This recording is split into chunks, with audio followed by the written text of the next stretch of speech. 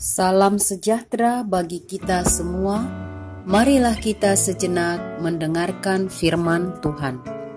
Sebab Allah yang telah berfirman, dari gelap akan terbit terang.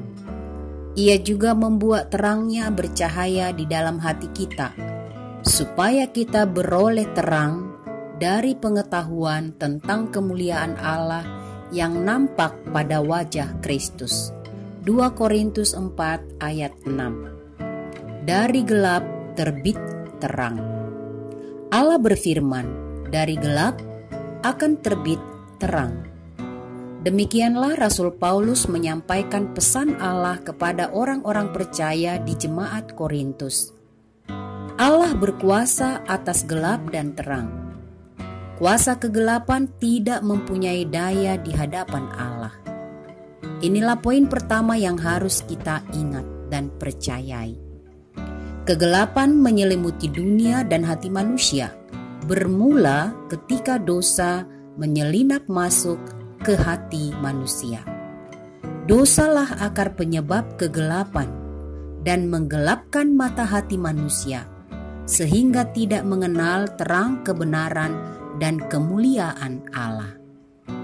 Dosa membuat hati manusia menjadi gelap.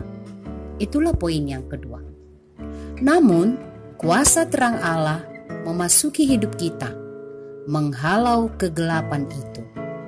Terangnya tinggal di hati kita, berkuasa dan bercahaya, menyinari hati manusia. Firman Allah menjadi nyata, dari gelap terbit terang. Terang Allah menerangi jiwa dan raga, pikiran dan perasaan, akal budi dan pengetahuan kita. Terang cahaya Allah bersinar di gelapnya hati manusia dan mengubahkan kegelapan menjadi terang. Poin yang ketiga.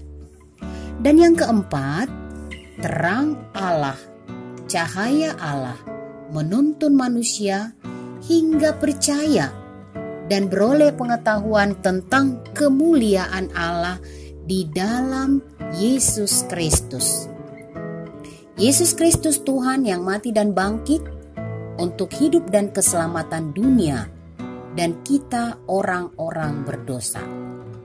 Terangnya di dalam Yesus nyata, dan ini membawa kita kepada Allah. Pengetahuan tentang kemuliaan Allah yang nyata di dalam Yesus Kristus, itulah yang menguatkan iman percaya para rasul dan juga orang-orang percaya hingga sekarang.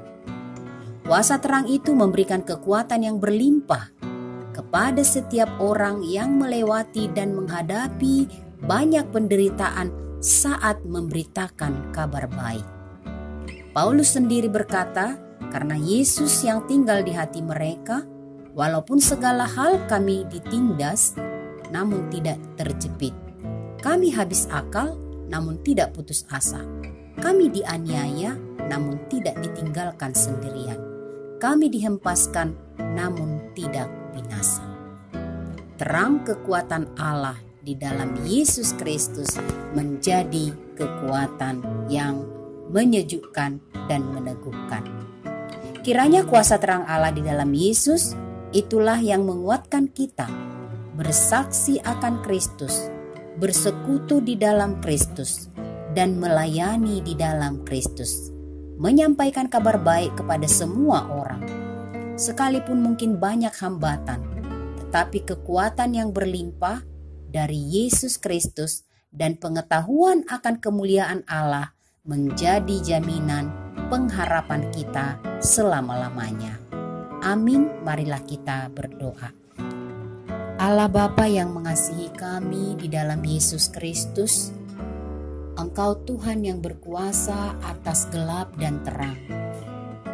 Engkau yang berkuasa menghalau kegelapan karena dosa.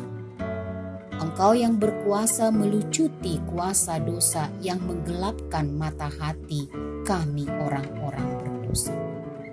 Terima kasih ya Tuhan, karena Engkau membuat terang-Mu bercahaya di dalam hati kami, sehingga kami memiliki terang pengetahuan akan kemuliaan Allah yang nyata di dalam Yesus Kristus, yang mati dan bangkit untuk keselamatan kami.